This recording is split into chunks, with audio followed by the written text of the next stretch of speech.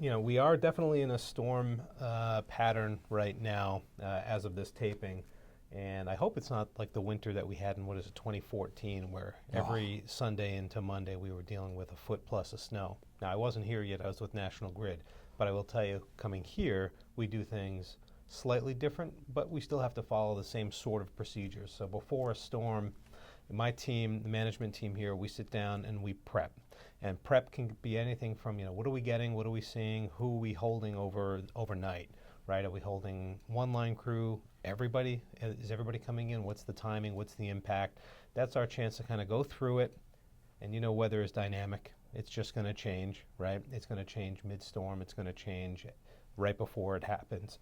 So the best thing that you can do is be as prepared as possible, make some of the decisions up front, and go with your gut in some cases, right? So we have that discussion. Look, we're going to have, say it is a snowstorm, we're expecting 6 to 8 inches of snow, 50-mile-an-hour winds. What does that mean? Well, we look outside. Is there foliage on the trees? If the foliage is off, usually the snow doesn't have as much of an impact with the weight and the wind. If it's still early in the season, you run into those types of issues. So there's so many considerations. Has the ground frozen? Is the ground soft because it warmed up and it rained? Trees are more likely to topple over if that root system doesn't have anything to grab onto it. Every storm is different. No matter how many times we get into it, everyone is different. So then we get into the storm, right? We can be sitting here and we're pleasantly surprised that winds didn't materialize and rain didn't materialize or snow didn't materialize, and we're not having to do as much response. Sometimes we get into it where we're working to the point where we've got everybody committed, right? We have 4 bucket trucks, digger derricks. Our operations staff is 20 people. Once they're out there and committed to locations, that's it. They're working. If it gets too windy, if it gets too dangerous to do work, we'll have to recall them, come back in until it's safe, right? Or stand by, wires down, support police and fire. We get a lot of calls from police, from fire, from DPW about trees coming down.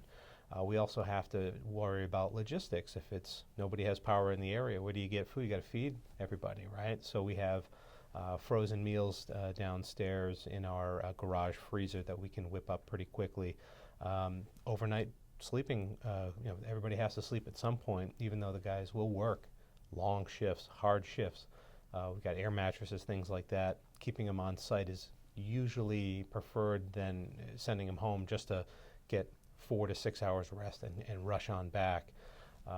So, all these different types of considerations that we have during the storm. We have calls with the town as well. They open up at least in the Emergency Advisory Board, EAB.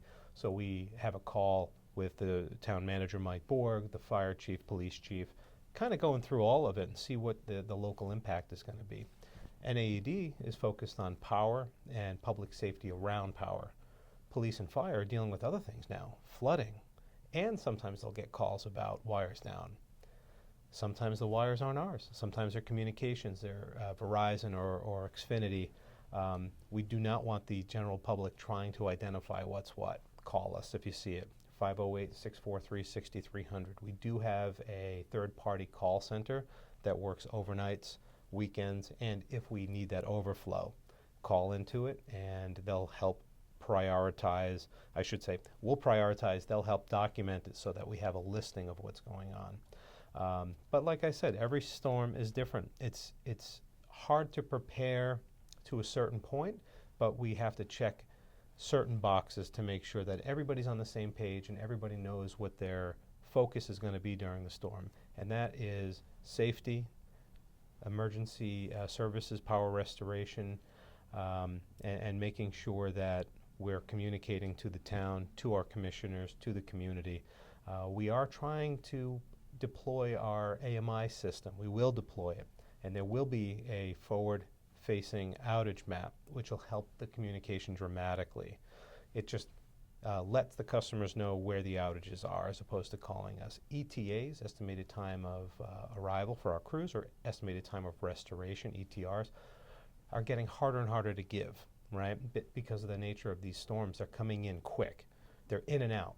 Heavy winds, things get knocked down. So we may give a restoration time of 2 hours, and then we get knocked out again at another area on the same circuit, so it adds 2 hours. So, trying to get up-to-date, accurate information in a small organization is hard. National Grid has it difficult, and they're a multi-billion-dollar industry. We do things, in my opinion, much better. Oh, I agree. In a much shorter amount of time, but we do it with a lot less resources, and so there is a give and take, right? Our community, North Attleboro, residents, commercial, customers, renters, you're our community. We serve you and you only. That's it. That's all we're doing. We're not going on beyond the borders of North Attleboro.